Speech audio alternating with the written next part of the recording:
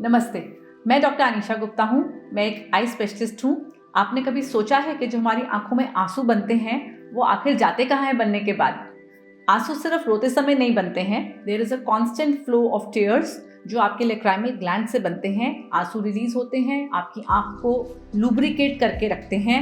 आंख की हेल्थ के लिए ये बहुत इंपॉर्टेंट हैं। ऊपर के सरफेस को गीला रखते हैं, सूखने नहीं देते हैं, आपको कंफर्टेबल करते हैं और साथ ही में न्यूट्रिशन भी प्रोवाइड करते हैं, खाना भी प्रोवाइड करते हैं, हवा भी प्रोवाइड करते हैं।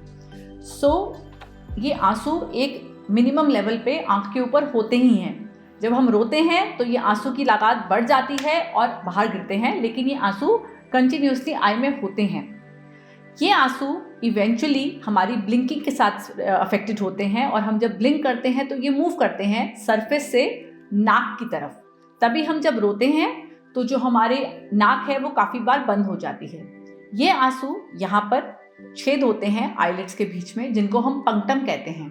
उन पंक्टम्स के रास्ते से ये फ्लो जाता है नाक की तरफ। एक पूरा कैनालिकुलर सिस्टम होता है, उसके बाद एक बैग होता है और उसके बाद जाके एक ट्यूब होती है जिससे वो नाक के अंदर गिरते हैं।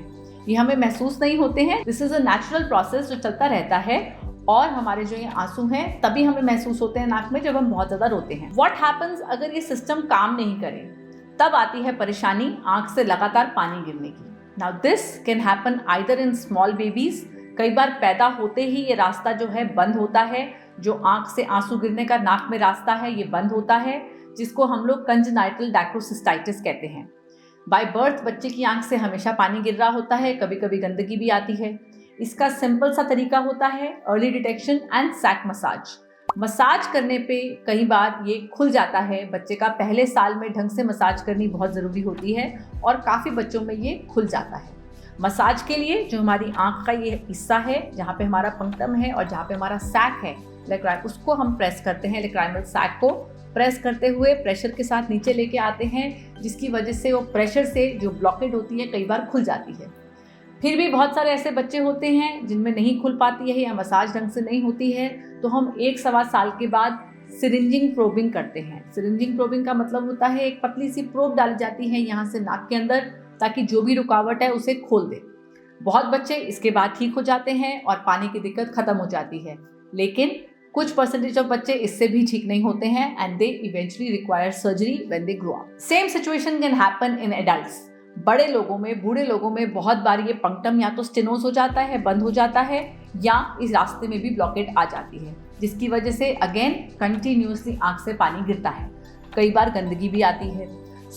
उसका इलाज क्या है? इलाज उसका भी सर्जरी है, वो दवाई से ठीक नहीं होता है।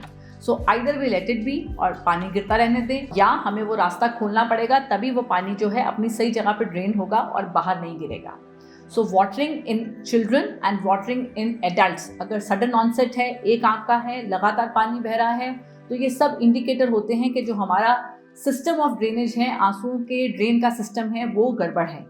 और इसका टेस्टिंग किया जाता है थ्रू अगेन सिरिंजिंग, देखने के लिए यहाँ से पानी डाला जाता है कि गर्दन में, गले में, नाक में आ रहा है कि नहीं आ रहा है। अगर आ रहा है तो मतलब सब बढ़िया है, और अगर नहीं आ रहा है तो मतलब ब्लॉकेज आ गई है। If you are facing the problem of watering, उसको इग्नोर नहीं करें, अपने आई सर्जन को ज़रूर दिखाएं and if required testing of syringing will be done. अगर आपको हमारी वीडियो अच्छी लगी हो, इसको लाइक और सब्सक्राइब करें। Thank you for your time.